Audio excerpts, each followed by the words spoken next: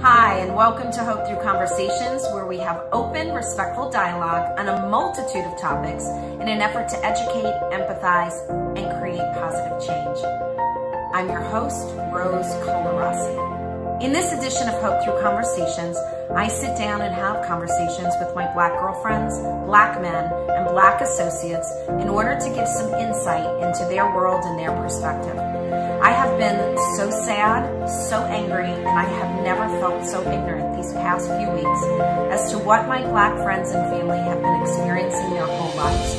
It is my intention that these conversations will allow us all to gain greater insight into other cultures and other people's perspectives and highlight the fact that we have many, many more similarities than we do differences. So let's just jump in. I sent you the questions that I'm going to hit on today. All right. But I'm just going to hit on them and we're going to see where this goes, because these questions were put together with the help of a lot of my friends as well. Okay. So what we're trying to do here, the questions are also going to be asked to my white friends. Let's see where we all come from. Let's see what we know. Let's see what our parents and our grandparents and where they came from. Okay. So I started with, what area of the country did you come from? Where'd you grow up? Or what part of the world? Well, I grew up in Northeast Philadelphia, or right outside of Northeast Philadelphia in Pennsylvania. Obviously the Northeast of the country. So yeah. And it was a great area. Yeah, it is a great area. My brother went to school in Philly. So your area of the world, or more specifically, even your neighborhood, was it culturally diverse? Was it predominantly a Black neighborhood? Was it predominantly a white neighborhood? Or what was it like? Okay, so I was born into Concord Park, which is the first neighborhood that was integrated. It was first planned community as a multicultural community. It was built in the 1950s, in the early 1950s. And so it started out as a very diverse area. So when I was very young, it was quite diverse. I can remember having a girlfriend down the street that was white, and my other really good friend across catty-corner from me was Black, and we just played. But it started to change probably somewhere around when I was 5 or 6 years old, and my community became more and more Black and less integrated, I guess, with other cultures. Yeah. Right, with different cultures. But I lived in a county, I lived in Bucks County, just outside of Philadelphia. So my schools were definitely integrated, and I grew up in the late 60s, early 70s. So that kind of, I missed some of the race issues, and it was probably worse for my older brother. But in terms of my experience, I grew up really multicultural. So, and thanks to my parents moving into this, because they didn't have to, they could have looked for a Black neighborhood or or could have moved out to the country and just not had any neighbors at all. Right. Yeah, and a lot of what happens to us is a product of where we're born, where we're raised, who's around us, right? Exactly. Yeah. So when you're raised with different races and you just expect that everyone is as a kid, you don't expect anyone to treat you poorly. You're just trying to play. That's your main goal in life, is let's go outside and play. I don't care who you are. If you have the ball and I don't have a ball, let's play with your ball. That's exactly it. It's so easy as a child, isn't it? It's just, hey, you want to play. It's that easy. It that really easy. Is. So your parents, did they have friends of different cultures, or were they predominantly Black friends? So they did have friends of different cultures, but I would say their closest friends were in the Black community. Now, that's not to say that they were not, we had neighbors that were mixed race. So my father's best friend was a very light-skinned black man, but we consider him black. I don't know. Going out in the world, he might have been able to pass for white for all I know, and I don't know whether he did or not. But that was my father's friend. Our pastor at a church, my first pastor at the church I remember was a white pastor. My church was also an integrated church. Okay. And so, yeah, my parents were very apparently deliberate. Now, that doesn't mean that they did not see color. And so private conversations with family and friends, you would hear other things come out like, well, you know, you can't trust them. And then you would also hear the other stories of what happened when my parents were growing up, particularly my father. So, you know, there was difference, but they made a concerted effort. And now that I'm looking back on it, I really see that they made a concerted effort. Yeah, really. To be inclusive and to have white friends and you know, even my mother was the leader of my Girl Scout troop. And so my Girl Scout troop, once again, I lived in the suburbs, so it was predominantly white, but she was the leader and her co-leaders were both white. One was Catholic, one was Jewish. That's just the way it was. You know, we all did everything together. We did our badges together. We went camping. We did all those things. You didn't know any different, right? You didn't know anything different. Nope. No clue. You know, we learned, but yeah, we started out where we were all like, okay, well, this is what it is, because this is what I need to get this badge, and this person needs to help me. So. And that's that. It's like, you have the ball, I want to play. Exactly. It's simple as that. And I think a lot of it has to do with like where I grew up in the Northeast. I grew up in New York, and it's where you grow up.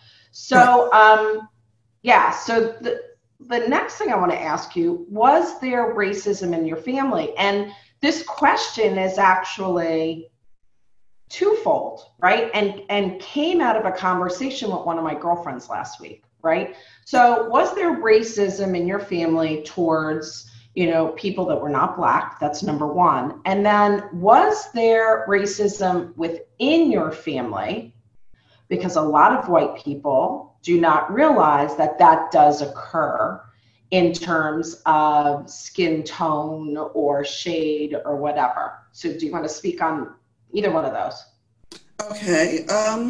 Well, I would say that there most likely was, or there definitely was racism within the family, because anytime we were with just family, so extended family, cousins and everyone, the conversations inevitably turn to Black and white and how we all need to, you know, protect ourselves and not trust those people that are white, because you know what they've done to us. You know, they were slave holders, and you know, they did this, they brought our people here. So there were always those conversations and mistrust. And then there were always the conversations about what the police had done when my parents and their cousins were younger. You know, they were like, I was telling someone else that, yeah, this is not new. George Floyd is not new. No, it's not. These things went on all the time, especially in Philadelphia, where it was like, okay, it was pretty much open season. And so and then as a child, you're hearing this. You're hearing this about your own father and how he was mistreated. How could that not affect you? I mean, if, you know, as children, when we're growing up and we're hearing these things, it influences us. I mean, there's no doubt about it. Right. So, well, basically, it's the learned fear, I guess. So you have the fear in the back of your head, in the back of your mind at all times. But my parents also modeled that, so what? This is the way it is. You need to find out what that person is like. You need to know that person before you completely judge them. I mean, you want to, so I guess we were always taught to prejudge a situation. So if you go into a situation where there's only white people and you're the only black people, you need to look around, make sure you know what's going on, make sure you know where the exits are. Hopefully there's another black person there, just in case something starts and, you know, you've got each other's back. But you want to assess the situation. And that's just what we learn to do. Yeah. And it's instinctive. It's not something anyone thinks about. You just go into the room, you're like, okay, there's black person, black person, black person.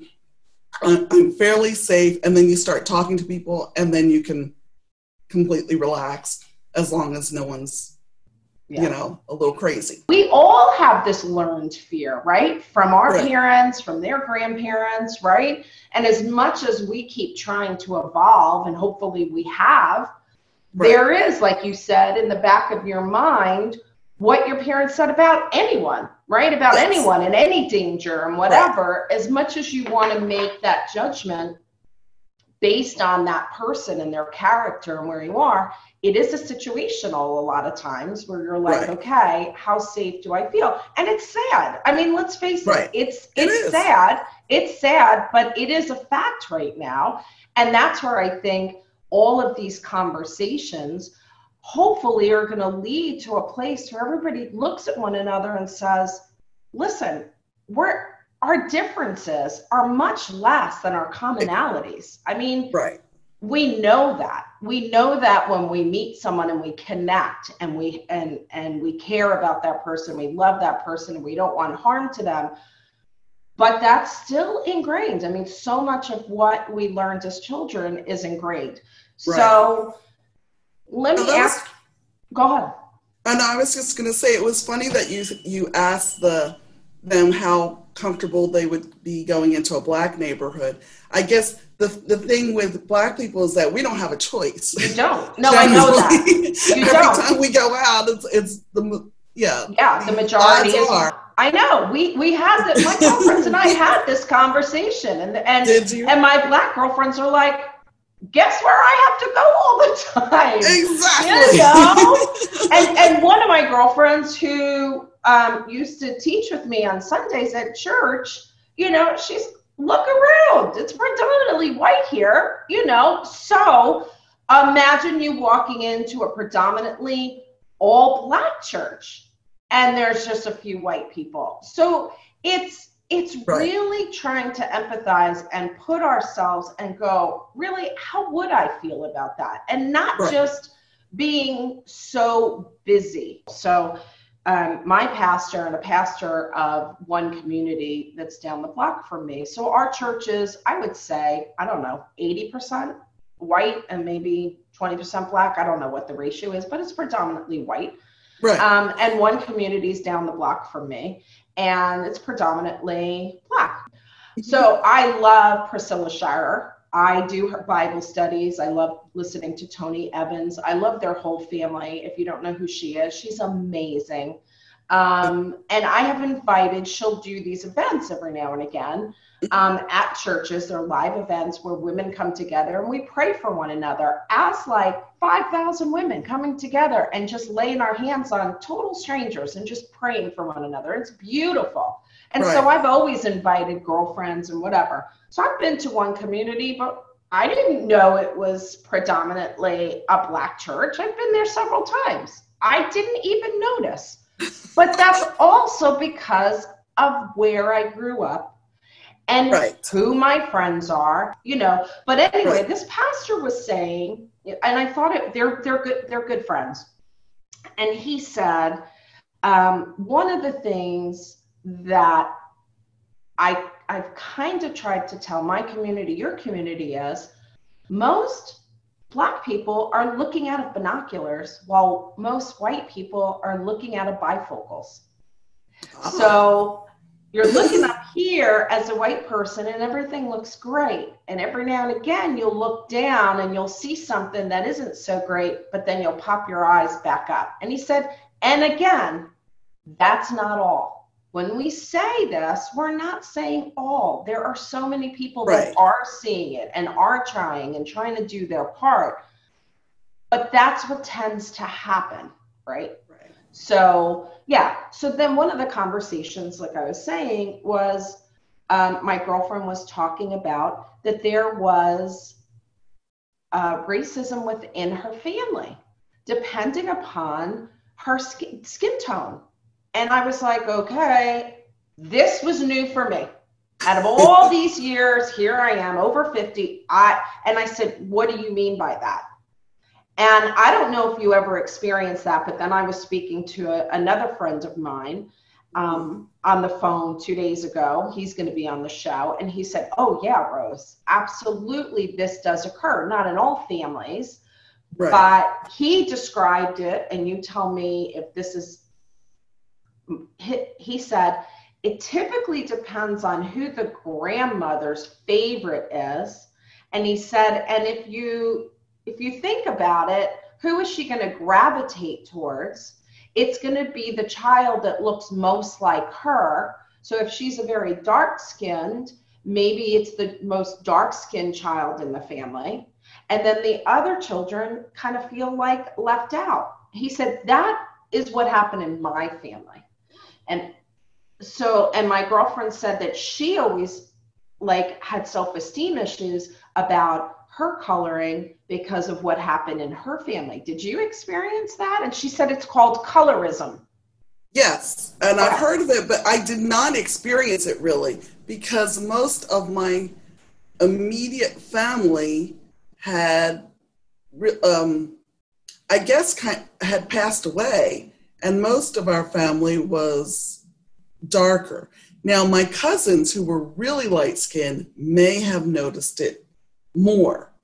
I mean, I guess I felt I fall somewhere in the middle of the spectrum. Yeah. So I personally didn't experience that, but I did have cousins that were lighter skinned. I don't feel like they were favored, but part of that really is that we didn't have, so when I was growing up, especially on my father's side, there were no elders, I guess. It was pretty much all his generations. And my generation, we were just all the young cousins. Mm-hmm. And so there wasn't really the great grandparent or the grandparent that was looking down on anyone. And on my mother's side, my grandmother passed when I was 5, and there weren't that many immediate cousins. We had other cousins, but it was not something that I noticed as much. Now, I don't know if my other cousins had the same perspective. Because I do remember, we did, when I was growing up, I remember that my grandfather's siblings were pretty much all alive, and all of them were really old. And I say that not just from, the perspective of that I was so young. It's that they really were in their 80s and possibly 90s at that point. And they all just seemed to have those conversations. But it could also be growing up in the Northeast, they were, a lot of them were professionals, not all of them. Some of them told the stories of being, working, as a luggage handler for a train, and the jobs that they were allowed to have. But my Aunt Bessie on my mother's side, who died at 98, was a teacher, and so was her sister. So I don't know, that might have been something that played into our family's diversity and not so much that. Right. But fortunately, it was not a big thing. I think the first time I realized it was a thing was going away to camp at my church. And I went to, at that point, the church was predominantly Black.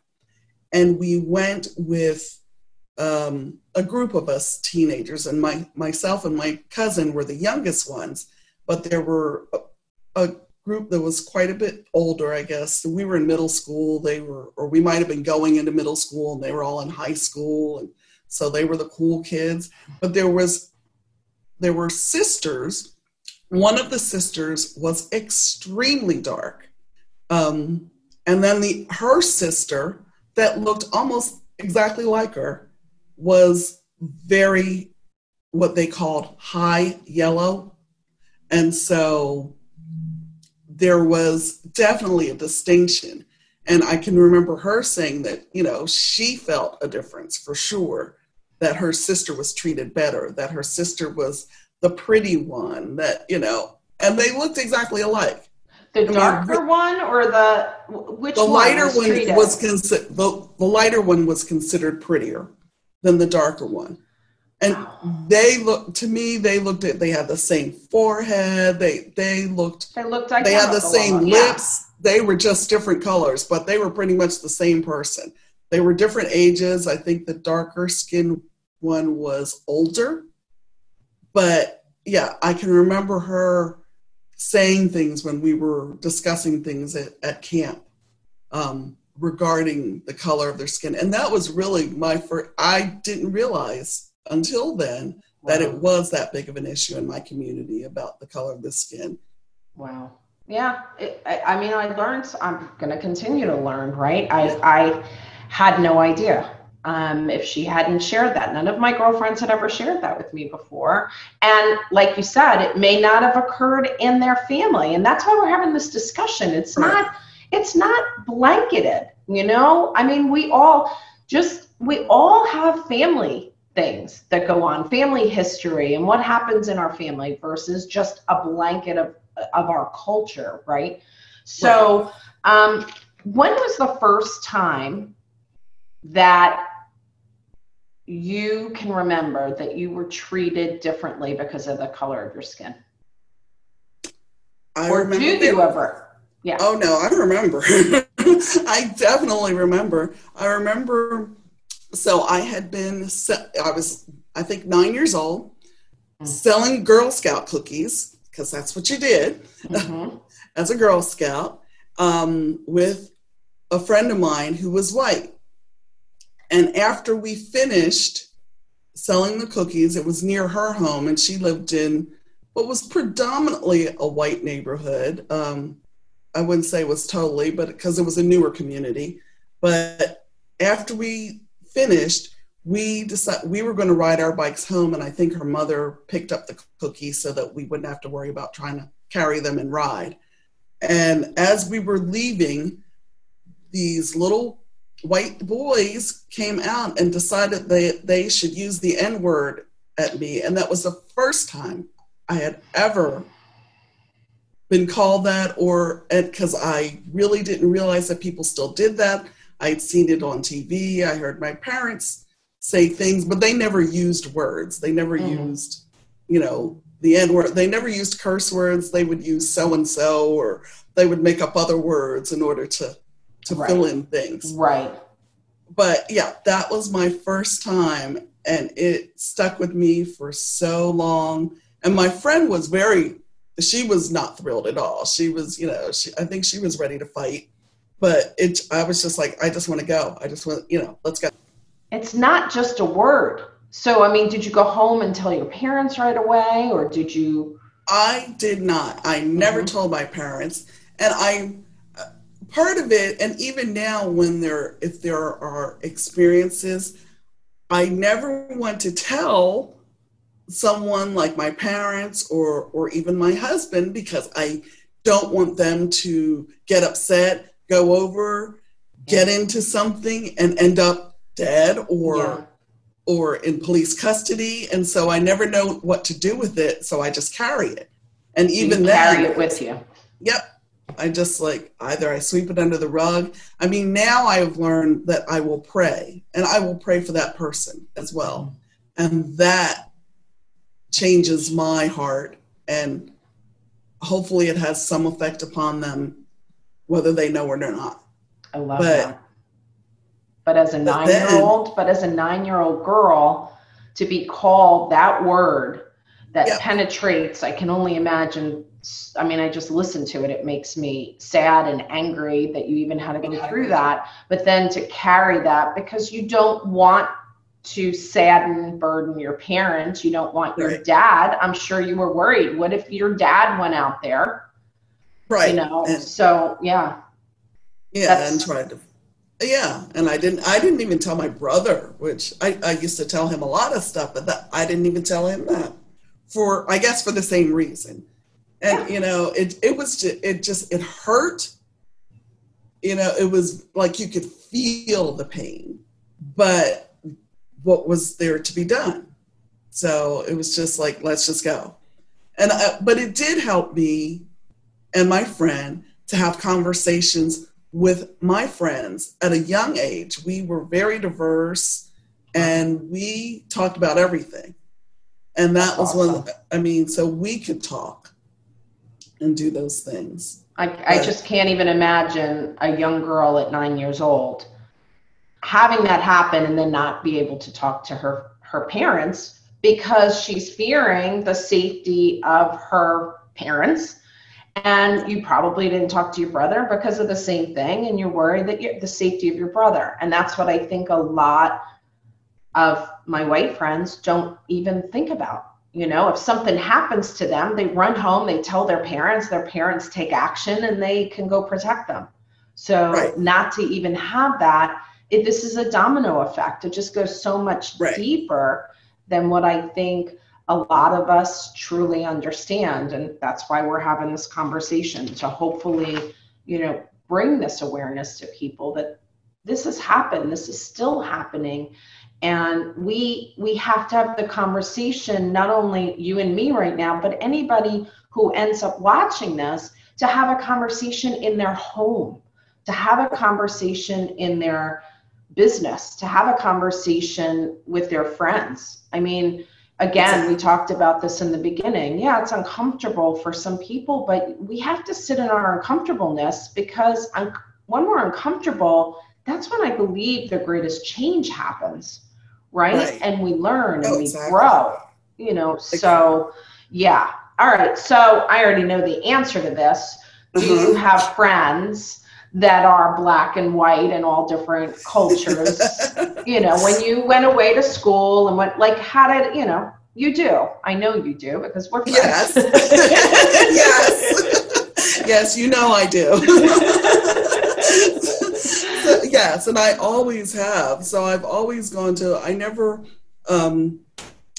experienced going to a Black college. I went to a conservatory of music, and all my friends were, so when we got to school, there were groups there was a Black group that kind of tried to bring you in and kind of help you feel part of the family. Mm-hmm. And so that you knew who you could turn to that was Black. But then we all went to this school that was predominantly white. But there was a club, and there was, I remember the first week, and it was kind of comforting because the older kids were kind of like, here, you're younger, you've just come in, here's where to go in town. Nice. And it's here's some camaraderie. Whether we end up being friends later or not, here's what there is, and there's churches. And I actually went to a Black church there, and I can't remember if that was because someone from that group turned me on to this church, but I started out in a Black church there that was kind of like, okay, I need to find some family. So let me go to church and find some family that that if I need help, they will be there for me. And so that's what I did. So I did have my, my Black community, but my school was diverse. All my friends were of different races, and it depended on, what class I was in as to who my friends were. But I don't know, some of my experience, I feel like it started out more in college, where I did hang out with a lot more of the Black students than I did the white students. Now, part of that might have been my roommates were white, but they were sisters, and they were oh wow, that's unusual. Yeah, they were sisters. They were the daughters of a minister, and they went home every weekend. So, yeah. got gypped. There's not much bonding going on. Exactly. Yeah, they were really nice, but yeah. Where's They the went home bonding? Right.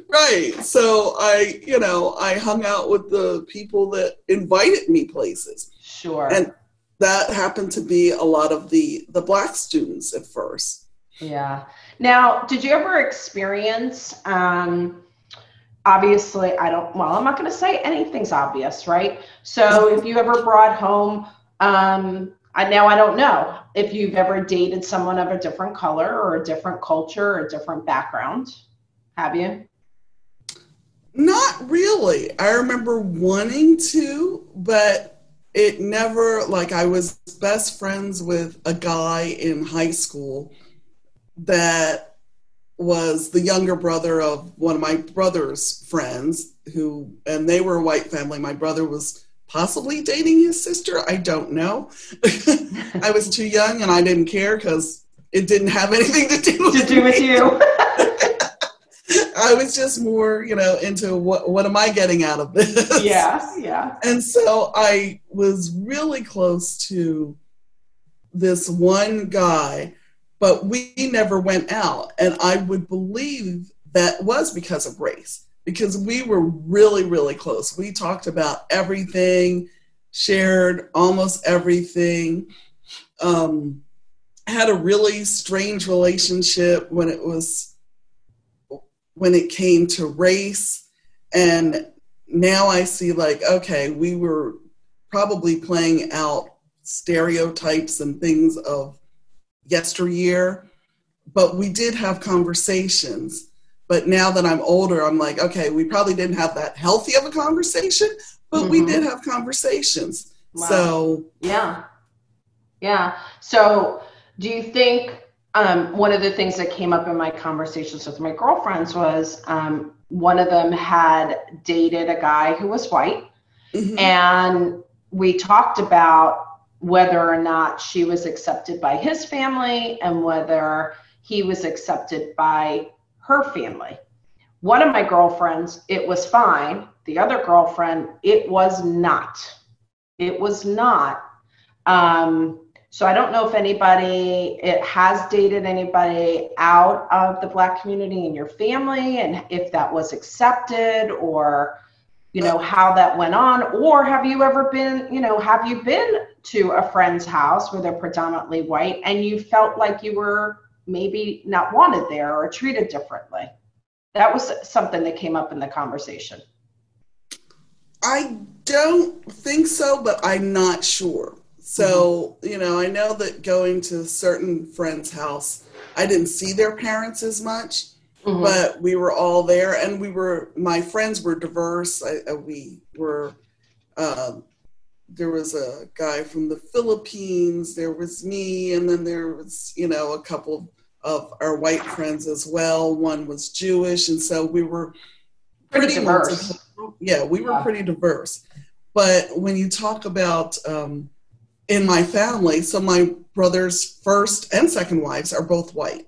So if you look at my Facebook page, you'll see that my nieces are either white or mixed race, because my current sister-in-law had already had daughters from a previous marriage. And so my nieces, and they call me Aunt Dawn, and they are totally, in fact, I think they're the ones that forced their parents to get together. So, because they saw how they were together. But my first sister-in-law was white as well. And her family, as far as I can tell, was definitely racist, but they were also different in the fact that they were not, I guess they were more mad at her, and so they talked to my brother more than they did his ex-wife. Really? So they were a little strange. Let's just say they had other issues. So maybe there were a lot more issues going on there. Yes, but that family had some issues, but they were definitely racist. They definitely, and she said that my former sister-in-law did indicate that they were racist. And she would, I can't remember exactly what she said, but I remember at one point she did indicate that her grandmother was racist, and that's the one who raised her. And at one point she had asked me, oh, well, my grandmother will pay you if you want to clean her house. And I was like, no, that's not going to happen. I don't care if I don't have any money. Because I think I was trying to raise money for something. I don't know. Or, you know, to help before I went to school. I was like, no, that's never going to happen. Ever. Thanks. No thanks. Really? I'm not sure why you suggested that, but no. Like, oh no. My goodness. I want nothing to do with your crazy family. And yeah. Yeah, you kind of have to wonder. You have to kind of wonder sometimes about people and their backgrounds and things that go on in families. I mean, you know, it doesn't matter what color you are. Exactly. There's some cuckoo for Cocoa Puffs out there, you know. Right. And so I've always tried to think of that too even when I encounter people that are clearly racist. I'm like, well, they didn't do it by themselves. Obviously, their family had something to do with it. Mm-hmm. You know, just having that situation kind of helped open my eyes to, oh, okay, so they're racist, but they're also crazy. So there's that. There's that. Yeah, I mean, you know, we're not babies and walking around and we become racist. It's learned behavior. Exactly. I mean, it is learned behavior. Yes, but this is a great segue to it. You know, I know that you've traveled all over the place because we're friends and I see your Facebook page. So what has been your experience traveling as a Black woman, or even with your husband as a Black man? What has been your experience in other areas of the country? Is it there's no issue, there is issue, or internationally there is an issue, there isn't an issue, or it just depends on the situation? Like, what do you think about travel? Well, travel in general has been decent, but the travel where we experience, of course, the most racism would be here at home. And I mean, let's see, 2 years ago, so as you know or have seen, we do a Mini Takes the States trip, which is where a bunch of minis, like 100 or more minis, and their drivers get together. Mini Coopers, if nobody knows. They're the cars, the Mini Coopers, because I didn't know until a few years ago what that was. Yes, Mini Cooper, and we're in a Mini Cooper club, and we all converge in one area, and then we travel across the country together. And so the first year we did it, we only did half the troop. We started here in Dallas. We were a little nervous. We were like, okay, well, I don't know how these people are going to be, and, you know, but we'll do it. So we drove, had the best time ever, experienced people from different parts, people that are more isolated in the country, and I assume probably don't have many Black friends, but we had the best time just meeting new people. The second year, we came back, we're like, okay, well, we're going to do the whole thing. And I started with my Facebook post. I'm like, oh, we made it here. We had to drive from here to, Georgia, to Atlanta, Georgia was the starting point. Okay. And then we were driving from Atlanta all the way up to the north to, no, we didn't do Montana, but very far north, almost to Canada. And then we ended up in California. But the day that we started, and I put out my little post, I was like, oh, here we're back and can't wait to see all our friends. And I had a picture of my husband, and we were smiling and waving. And then I, shut that down and then went to dinner. I went to dinner with friends from ours from Dallas it's a younger white couple. And they were like, are you okay? I was like, what are you talking about? Was this in Atlanta? You were in Atlanta. We were in Atlanta, yes. Yeah. It's like, well, what are you talking about? They're like, oh, that post, it was just disgusting. We called right away and made them take that down because that was just ridiculous. I was like, okay, I hadn't looked. Did not look at all. And then finally I was like, okay, I need to know what they're talking about. So I looked online, looked at my Facebook post and the comment. And there was a comment from some younger white guy who had used the N-word and was talking about how they wanted to make sure they weren't following me. There's no way we would get behind you because there's no way you could do directions and all this other stuff. Oh my gosh. And I felt really bad, but I also felt like, yeah, you just don't know. I'm probably one of the best navigators out here because I know my way around. I can tell you where north, south, east, and west is at any point. But are you a homing pigeon? I'm a homing pigeon. Yes. Yeah, Rob can't find his way out of a paper bag, but I'm telling you, I could tell you right now, you could spin me around and I can find my way back to a place, no problem. I always say, wouldn't it be great if I could make money off of this because I know my way around? So you're the same way. Exactly. Yes, I always know where north and I know where I am at all times. Yeah. But he went on this whole rant, and after I read it, I was extremely upset, and it was really hurtful, and I didn't. But again, I was like, okay, I don't really want my husband to see it. I don't want him to overreact. And we really never talked about how much he read or how he felt about it, because I was just like, okay, the next day I did go to the organizers and told them, okay, this is what happened. And I don't know if this person is still, if this has been reported to you, or if this person is still here, but this does give me pause and concern. Oh, see, now I misunderstood. So this is someone in the group? That was, yes, I'm sorry. Yes, it was one of the Mini Cooper participants. This was their first one. Yeah, it was their first time doing it. And yes, that's what they came out. Now, everyone, I don't know if it was everyone, but so many people were so appalled by it that every time, the rest of the trip, he was actually asked to leave. They were like, no, we don't have this. They asked him to leave. But so it's a trip where people come and go. And so there is a group of us that will travel the whole thing. But then there's certain people that will come in and go and leave as they want. Okay. So it turned out that every new person that came in that had seen that post was like, oh, I wanted to meet you.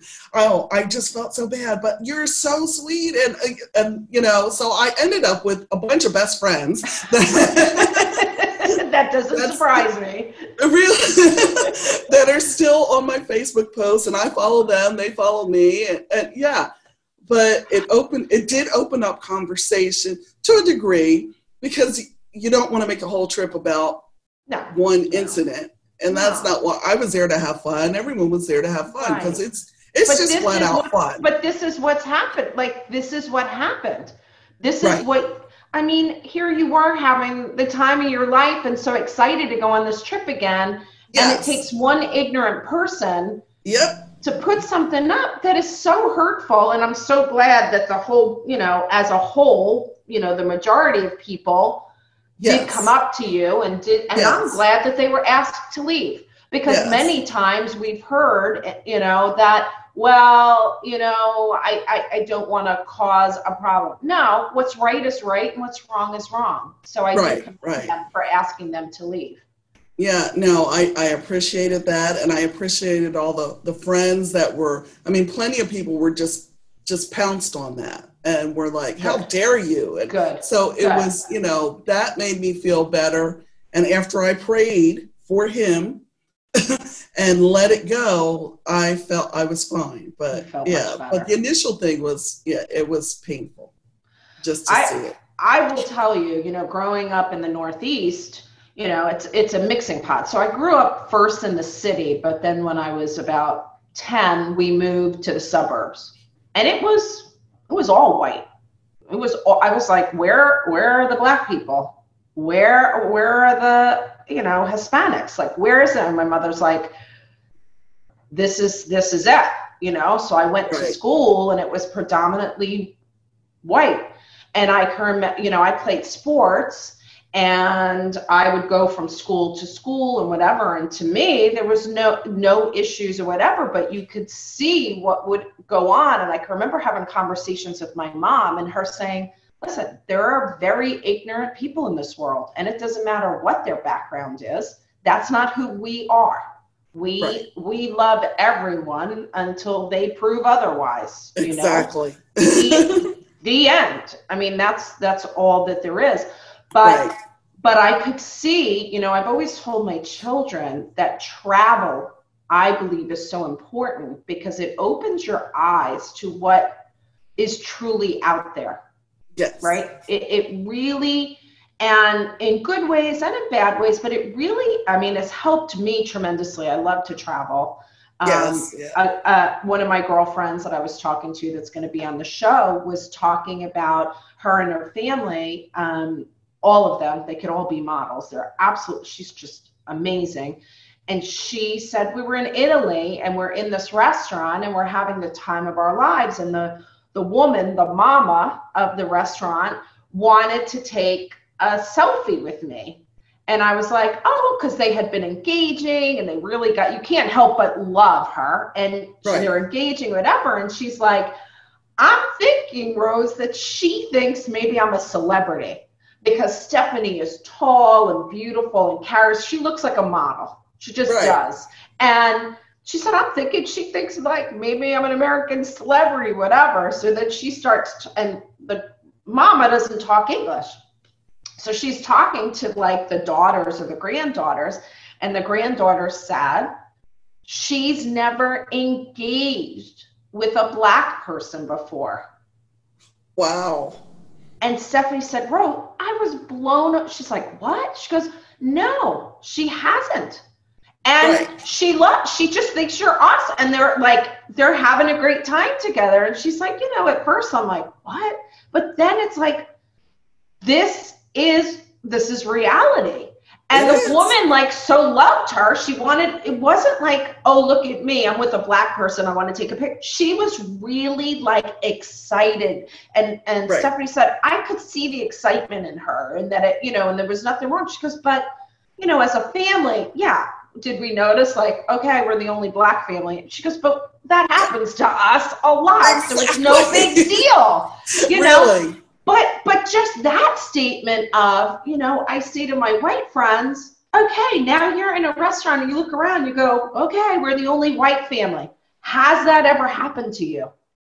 I would say 99.9% of the people that I talk to that are white would say no. That's never happened. That's never happened. So, so I think traveling. So then when I left New York and I moved to Atlanta, I have to say that opened my eyes. Like I could not believe because of the way people had been raised. And I did not accept a job and I ended a friendship over racism. And I was told, Rose, you're a Yankee. You have no idea the way that we do things down here. And I looked at them and said, I am a Yankee. I hate to tell you, we won the war and you people are crazy. Like, how can you talk about, now that was the first time that anyone had used the N-word in front of me. And I'm in a meeting and it was two women, one of which I had become friends with. And she said it like it was no, and I went, what did you just say?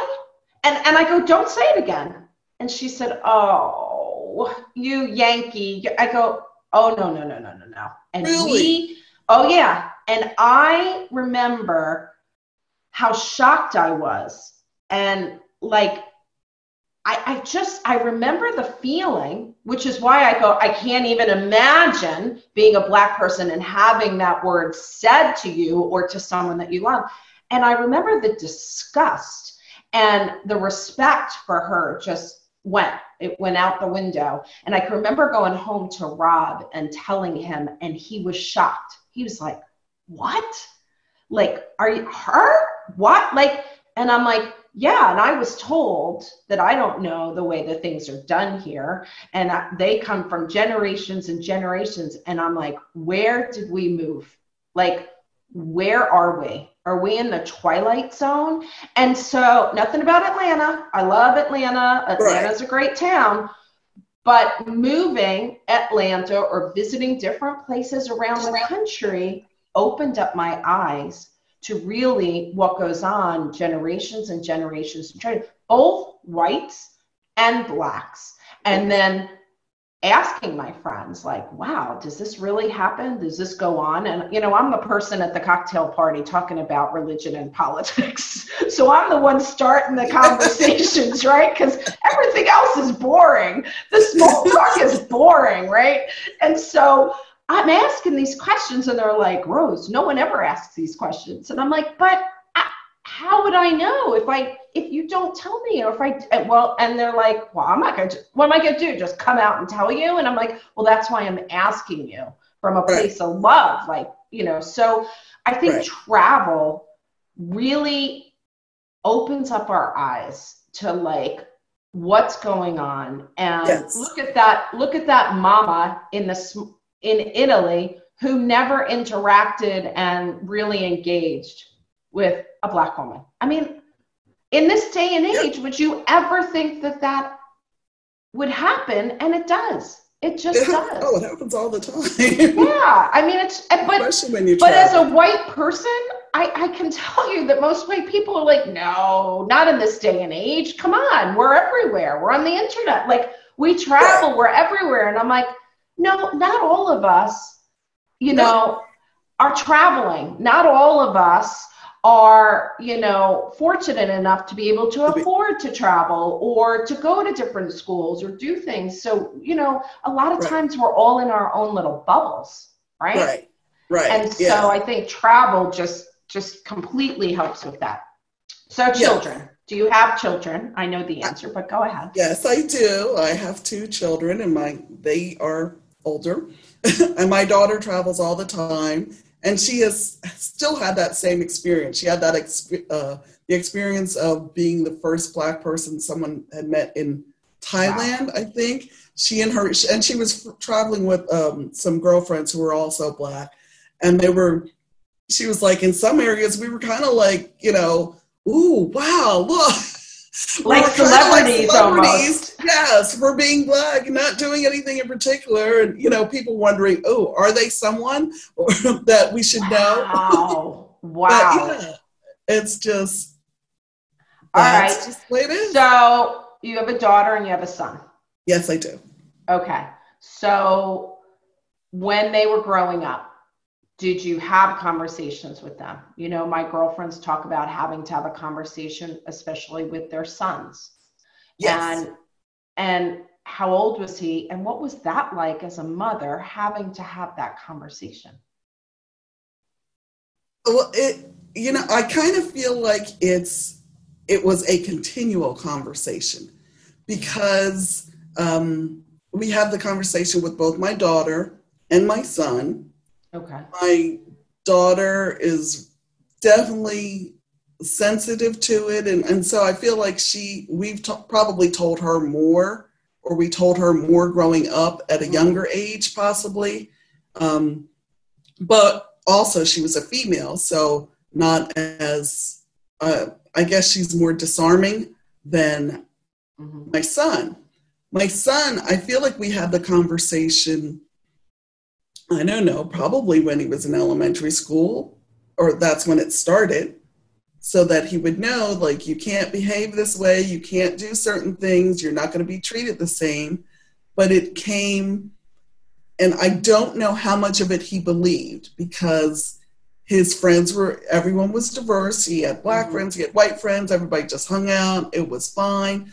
As he got older and into middle school and high school, I think that's when he realized that there was a difference. And it probably made him, I mean, I can remember him being angry at certain times,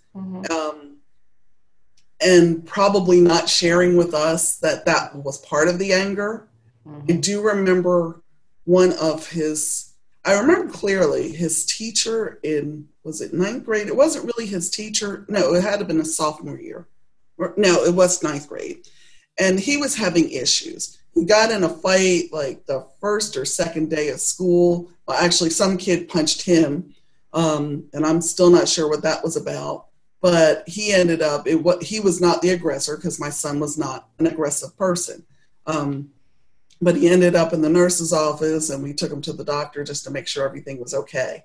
But I ended up putting him in this class that was created for Black students so that they would have a path towards college or something. It was some kind of, I don't know, weird thing.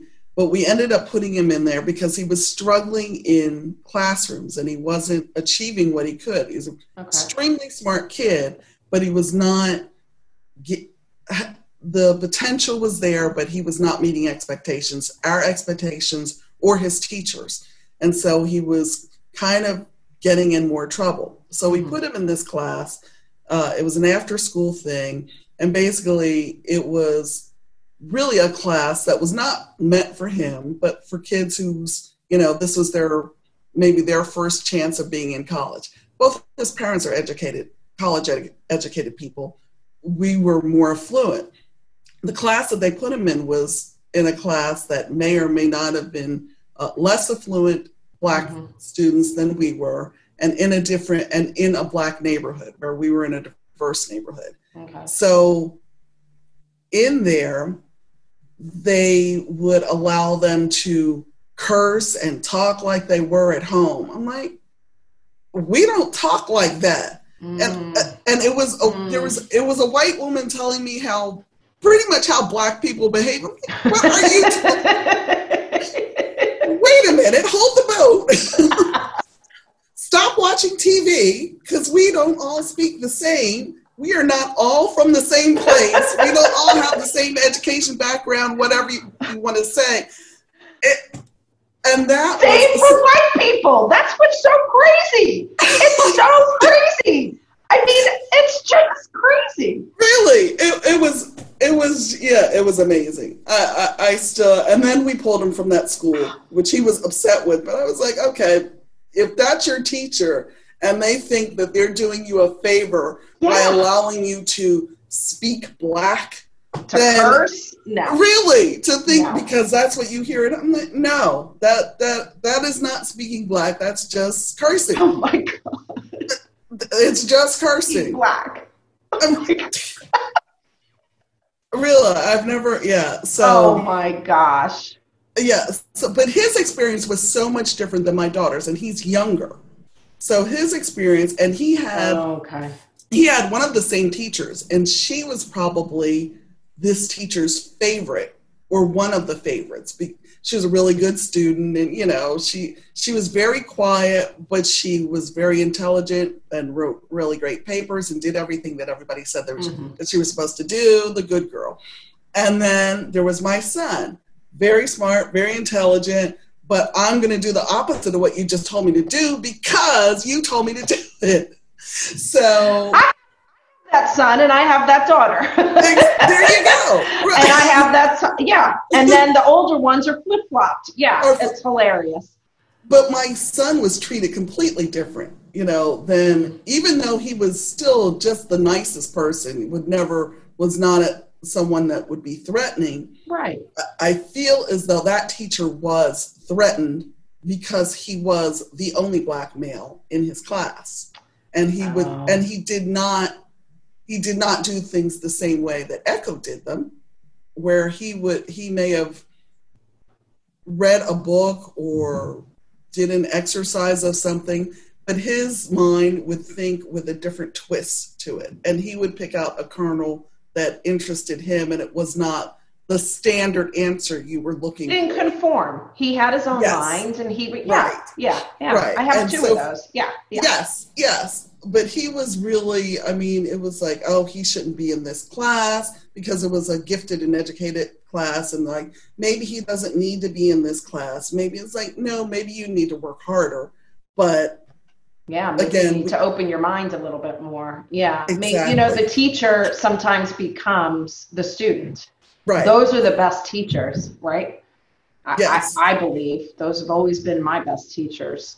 Yeah, for sure. So for any of our white audience that might be listening, the conversation, imagine you having to have a conversation with your son, or conversation series of, you know what, you're going to be treated differently if you're out with your friends and you do something stupid, which kids do. All kids, good kids, get in trouble. You know, I always tell people, you know, when my kids were growing up and other mothers would start talking about, and it didn't matter if they were black, white, Asian, whatever, oh, this kid, and I'm like, good kids do stupid things. They just do. Yeah. You know, we've all done stupid things as kids, and things that, you know, we weren't thinking, right? Our whole brain is not, developed yet. But imagine having to be a parent to sit down with your son and say, okay, well, now if your friends and you all get in trouble, just realize you are going to be treated differently. You have to act, you have to be much more respectful. You have to say yes and no. You have to say, because of the color of your skin, that you're going to be treated differently.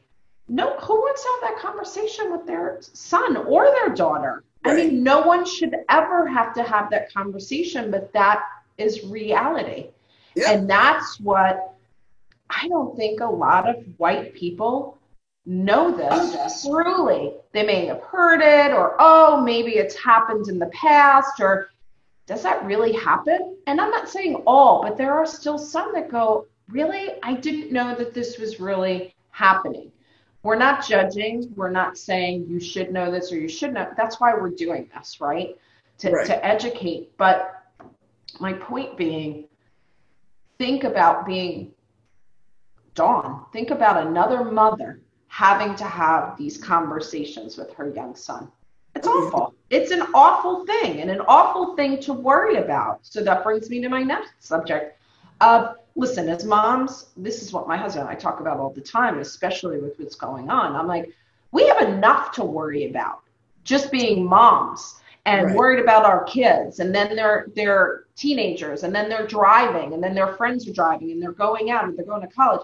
But then to have to worry about all of that, but worry about the color of their skin, that when they leave, where they walk, where they go jogging, where they drive, where they go. So speak a little bit about that. Like, what does that feel like? Thanks so much for tuning in to this episode of Hope Through Conversations. I hope that you have found value in today's episode. With 60% white and only 13% black people in this country, our black friends need our help in the fight against racism. It's not good enough to be a good Christian, or to love everyone, or to have black friends. We need to be proactive and continue this conversation at home, with our friends, in our businesses, and in our communities in order to elicit change. If there is a specific topic or question you would like me to cover on the show, I would love to hear from you. Please reach out at hopethroughconversations.com. Tune in to our next episode of Hope Through Conversations by visiting our website at hopethroughconversations.com or rosecolarossi.com.